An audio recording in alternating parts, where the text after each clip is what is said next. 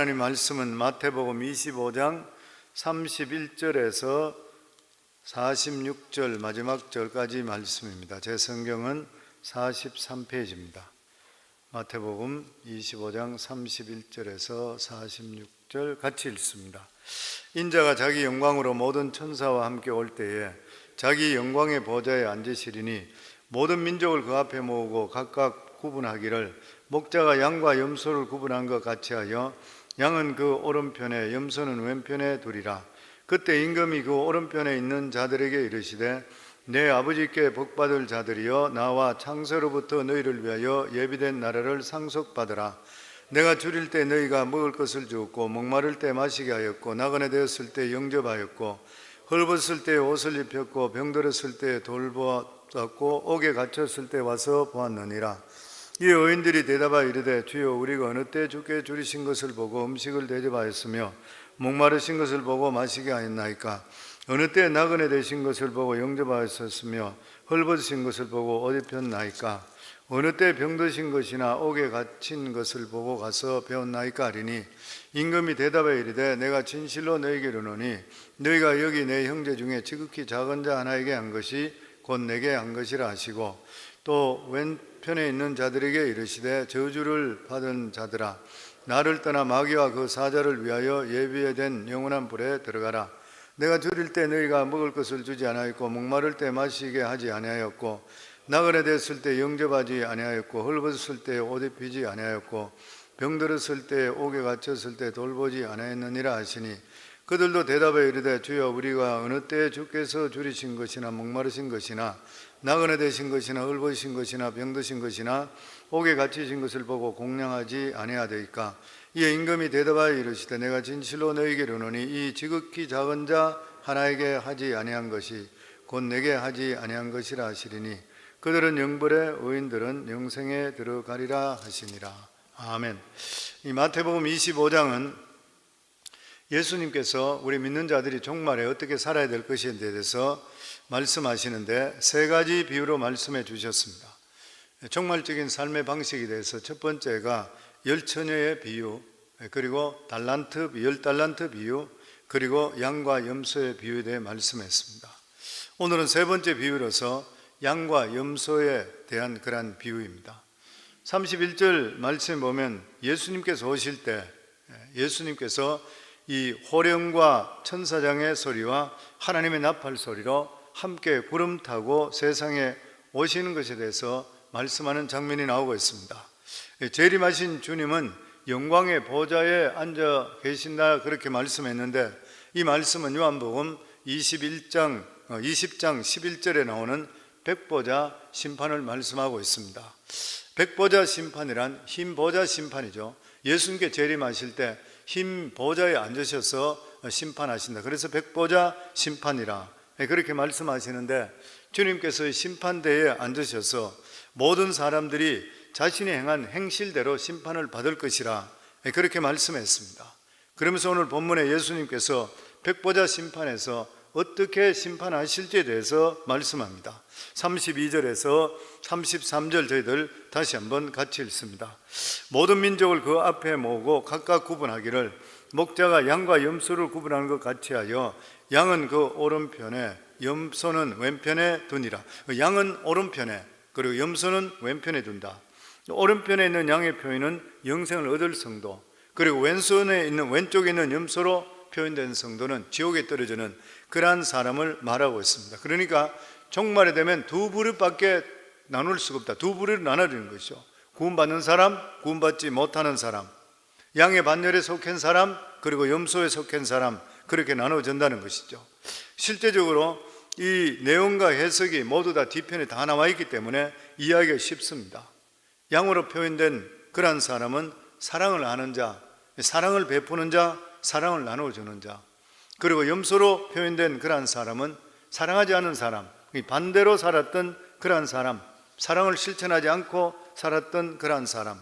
31절 말씀에 주님은 재림하실 때 이렇게 하시겠다 그랬습니다. 무엇입니까? 사랑을 바탕으로 심판하시겠다. 사랑으로 산 사람은 영생으로, 그렇지 않은 사람은 지옥에 갈 것이라. 여기에서 우리가 생각할 때에 구원에 대해서 생각할 때 구원은 믿음으로 말미암아 구원받는다 그랬잖아요. 너희가 그 은혜로 말미암아, 믿음으로 구원받는 것이지 행위로 구원받는 것이 아닌 것이요. 성경에 분명히 구원은 믿음으로 받는다 그랬습니다. 그런데 오늘 여기 성경 말씀은 주님께서 행위로 받는다, 그렇게 말씀하시는 것이요. 과연 믿음으로 받는 것인가 행위로 받는 것인가, 해석하기 결코 쉬운 일이 아닌 것이요. 그래서 오늘 이 말씀에 대해서 우리가 오해되지 말아야 될 것이 뭐냐면은 성경의 모든 말씀을 교리적으로 보면 안 되는 것이요. 교리적으로 믿음으로 구원받느냐 행위로 구원받느냐 이신득이를 다루는 것이 아니라 오늘 여기 말씀하시는 것은 주님께서 믿는 자의 삶이 그만큼 중요하다는 것이죠. 사도 바울은 너희가 그 은혜를 인하여 믿음으로 말미암아 구원을 얻었나니, 사도 바울은 계속적으로 믿음으로 말미암아 계속 말씀합니다. 물론 성경의 복음서에도 믿음으로 말미암아 나오고 있지만 항상 성경을 해석할 때는 서신서보다는 복음서가 상입니다. 예수님께서 뭐라고 말씀하시는가? 그 예수님께 지금 구원은 실제적으로 행위로 받는 것 같이 이렇게 말씀하신 것은 예수님께 지금 굉장히 중요한 말씀을 우리에게 주시기 위해서인 것이에요. 그러니까 여기 주신 말씀은 교리적으로 받는 것이 아니라 주님께서 무엇을 정말 중요하게 여긴다, 이걸 우리가 이 말씀 속에 깨달아야 되는 것이에요. 그래서 어떤 분은 이것을 이렇게 설명한 적이 있었습니다. 예를 들어서 아이가 학교에 갔다 와서 책가방만 집에 던지고 뛰어나가 놀러 갑니다.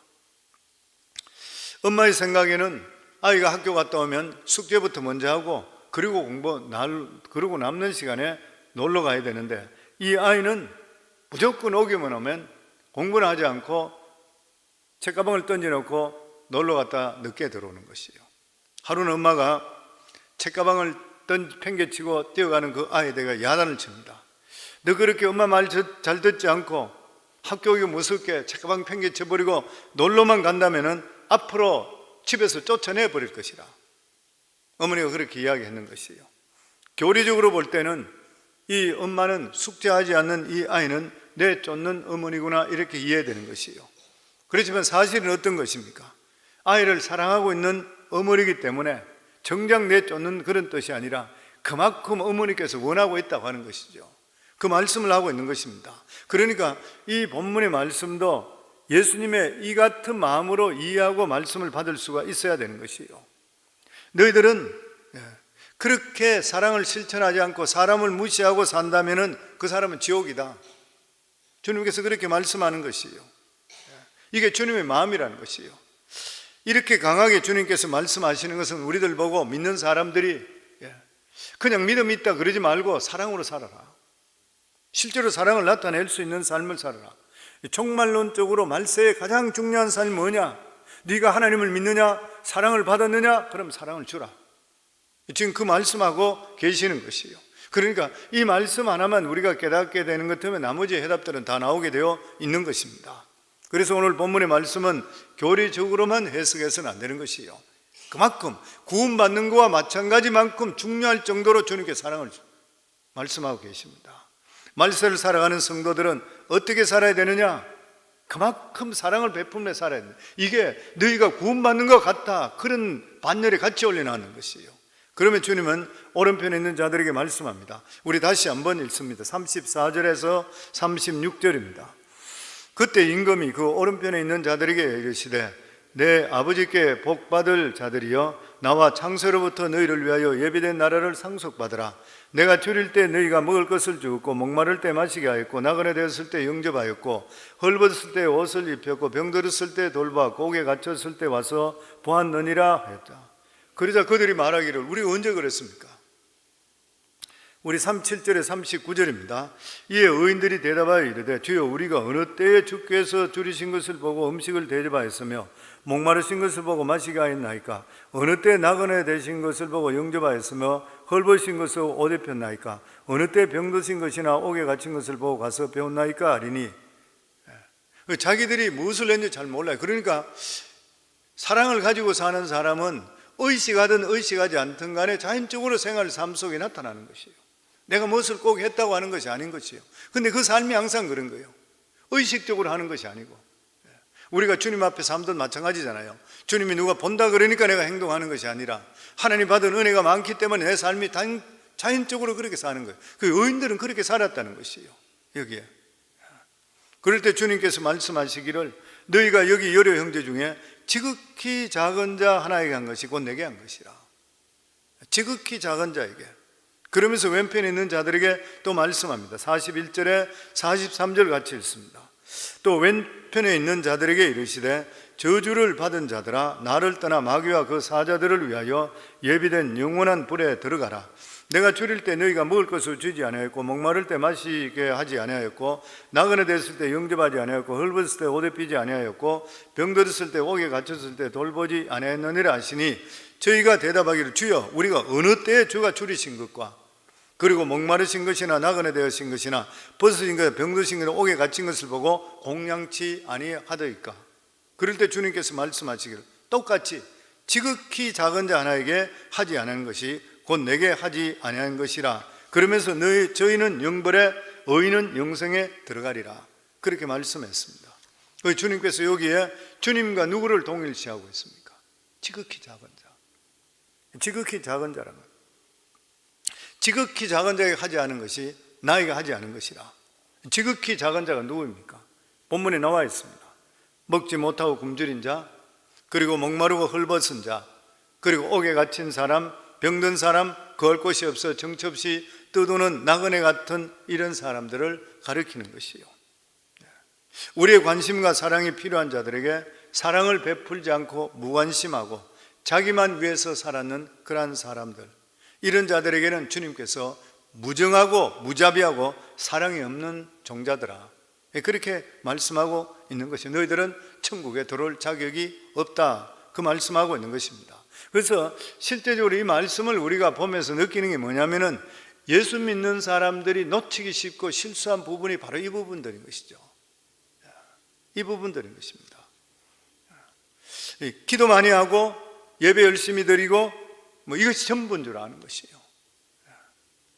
말씀과 성령으로 사는 것 너무나도 중요한 말인 것이에요.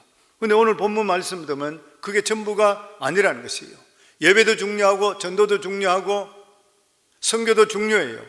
그런데 그에 못지않게 작은 자에게 사랑을 진실로 나눠줘야 되는 것이에요. 이게 얼마나 중요한지 모른다는 것이에요. 우리는 너무 이기적인 신앙생활을 할 때가 참으로 많이 있습니다. 나만 알고 내 가족만 알고 내 주위만 알고 그만 알고 실제적으로 사랑을 베푸지 못할 때가 너무나 많이 있는 것이에요. 결과적으로 복음 전도도 영혼 사랑이잖아요. 사랑인 것이에요. 그러면서 예수님께서 오늘 마태복음 25장에 세 가지 비유를 말씀하면서 순서적으로 우리에게 말씀해 주고 있습니다. 첫 번째, 열처녀의 비유죠. 열처녀의 비유는 자지 말고 깨어 있으라. 주님은 언제 재림할지 모르는 것이라. 그 너희들은 말씀과 성령으로 항상 깨어 있으라. 우리가 받아야 할 말씀이죠.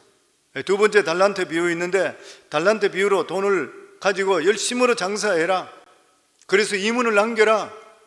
무슨 말이에요? 우리가 받았던 은혜가 그 다음에 이것을 가지고 열심으로 전도해라. 그래서 우리 삶 속에 30배, 60배, 100배의 영혼의 수확을 거두라. 그 말씀인 것이죠. 그리고 세 번째 비유가 양과 염소의 비유. 한마디로 말씀드리면 사랑을 전해라. 네가 사랑을 받았느냐? 사랑을 전해라. 그러니까 여러 가지 이 말씀들을 우리가 비유들을 연결해 볼 때에 말씀과 성령으로 살면 복음을 전하는 것이고, 그리고 나서 그것이 실제적으로 사랑으로 나타날 수가 있어야 되는 것이요. 그 성령 받았다 그러면 사랑으로 그것을 표시할 수 있어야 돼요. 사랑으로 표시해야 돼요. 복음 전하는 성도가 되고, 그리고 선교하는 교회가 되면 지극히 작은 자에게 사랑을 베풀 수 있는 그런 자. 왜냐하면 성령 충만, 말씀 충만, 이것은 사랑받는 사람이 할 수 있는 일이기 때문에 보여주라, 그 말씀을 하고 있습니다. 그렇기 때문에 이러한 사람들 행동에는 반드시 나타나는 것이 뭐냐면 남들에게 사랑에 대해서 입으로만 사랑이 아니라 실제적으로 구제해 줘야 돼요. 구제인 것이죠. 그래서 성경은 구제라는 것은 하나님 앞에 상달되는 제사라 그랬습니다. 이사야서 58장 7절로부터 보면 또 줄인 자에게 내 양식을 나눠주며 유리하는 빈민을 집에 들이며 헐벗은 자들을 보면 입히며 내 권력을 피하여 스스로 숨지 아니할 것이 아니겠느냐. 그리하면 내 빛이 새벽같이 비칠 것이며 내 치유가 급속할 것이며 내 공의가 내 앞에 행하고 여호와의 영광이 내 뒤에 호위하리니 내가 부를 때 나 여호와가 응답하겠고 내가 부르짖을 때 내가 여기 있다 하리니. 무슨 말씀인 것이요? 사랑을 실천하는 자, 그리고 구제하는 자, 내 것을 나눠주는 그런 자, 이런 자에게는 아침에 솟아나는 태양같이 내 앞길이 환하게 비출 것이고, 병든 것이 있다면 내가 치료를 급속도로 이루어질 것이고, 하나님의 영광이 너를 호위할 것이라. 내가 기도할 때 나 여호와가 응답하겠고 내가 부르짖을 때에 네가 부르짖을 때 내가 여기 있다, 이렇게 말씀해 주실 것이라. 그 말씀하고 있습니다. 그러니까 성도가 존재하고 교회가 존재하는 이유는 그리스도의 사랑을 증거하는 것이에요. 이것이 구체적으로 실제적으로 삶에 나타나야 되는 것이에요. 나눠줄 수가 있어야 되죠. 구제부로 성경에 보면은 구원에 이르고 죽은 사람이 살아나는 그러한 역사가 있었습니다. 우리가 잘 알고 있듯이 사도행전 10장에 보면은 이 백부장 고넬료가 나오죠. 고넬료는 기도와 구제가 하나님께 상달되었다, 그렇게 했습니다. 그래서 하나님께서 그것을 보시고 귀하게 여기셔서 베드로를 보내셔서 그 고넬료 집안 전체를 바로 기도와 경건과 구제 때문에 구원해 주시는 것이에요. 하나님께서 기억된 바 되었다 그랬습니다. 또 요바의 다비다 번역하면 도로가라는 여인 보면 선행과 구제의 일에 심이 많았더라. 착한 일만 했는 것이 아니라 많이 구제했다.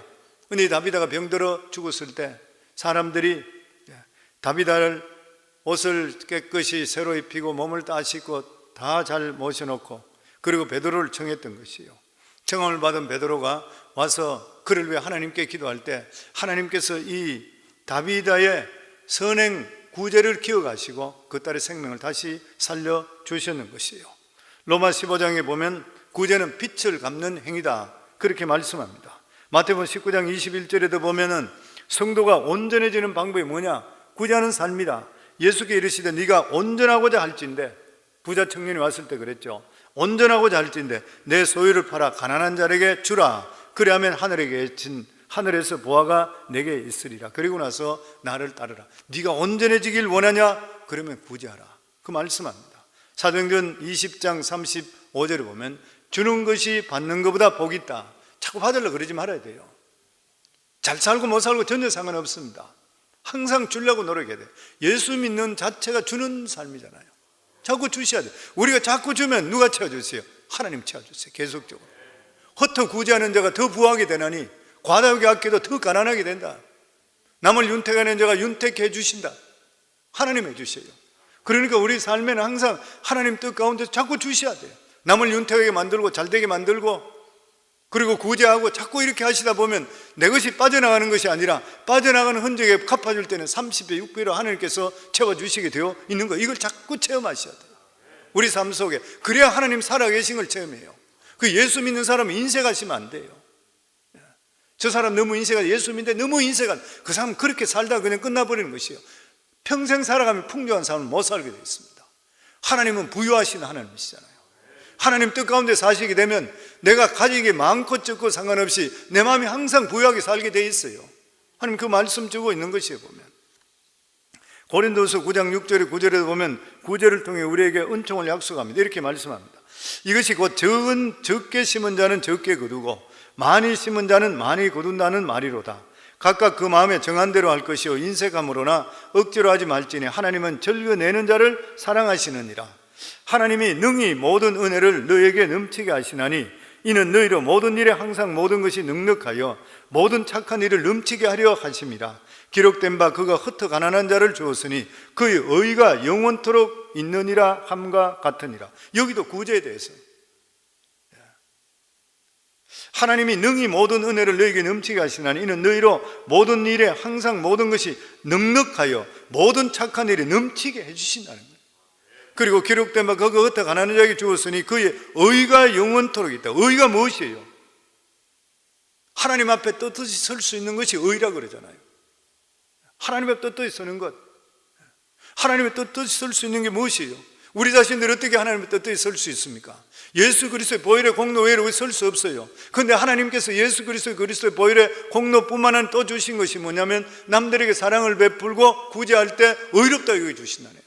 그만큼 중요하게 생각하시는 거예요. 예수 믿는 사람들은 착한 일에 힘쓸 수 있어야 돼요. 선한 일에 힘써야 되는 거죠.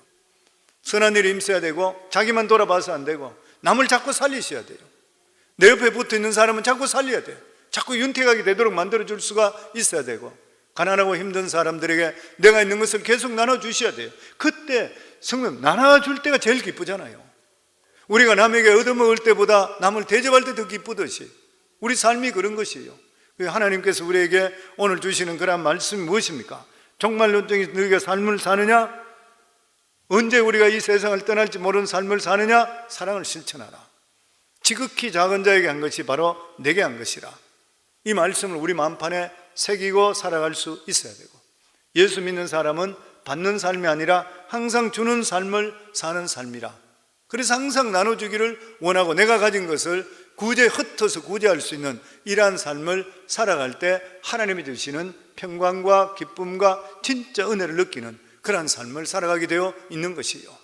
종말적인 삶을 살아가는 우리 모두 다가 이 말씀을 꼭 명심하시고 그냥 예수 믿고 나 구원받았다 이것이 아니라, 나만 복받는다 이것이 아니라 내가 받은 것을 나눠줄 수 있고 사랑할 수 있기를 주의 이름으로 축원합니다.